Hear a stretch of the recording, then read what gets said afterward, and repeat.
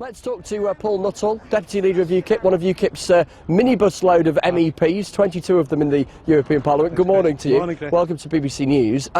So it's all about the referendum. That's the biggie now, isn't it? Well, this is why UKIP was formed, to get us out of the European Union. You just mentioned the general election. It is a disgrace that we got 4 million votes and only one seat, which sort of proves that the first past the post system really does belong in the last century.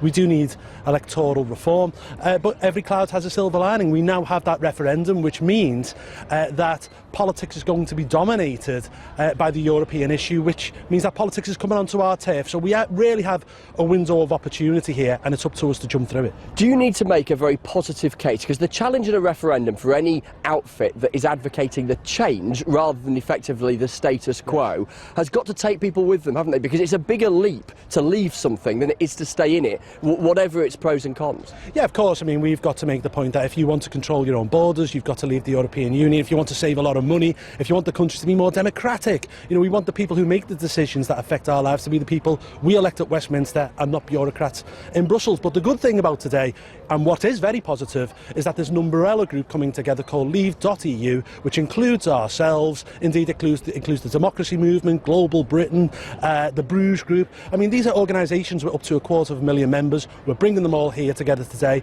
and we are sure we can win this vote. How important is it to get the tone right? Because one of your councillors, Greg Reynolds, he sits on Rotherham Borough Council, he just walked out in disgust from the conference hall when there was a video showing of the migrant and refugee crisis, because he felt it was exploiting vulnerable people. Now, clearly, immigration is a massive issue to millions of people, but getting the tone right is important too, isn't it? Well, firstly, I haven't been in the hall, so I haven't seen the film, so I really don't know what's gone on there. But equally, I think what's exploiting vulnerable people is Angela Merkel saying that, come on, everyone can come. All that's led to is more deaths in the Mediterranean, more deaths in the Aegean Sea, and more misery for people.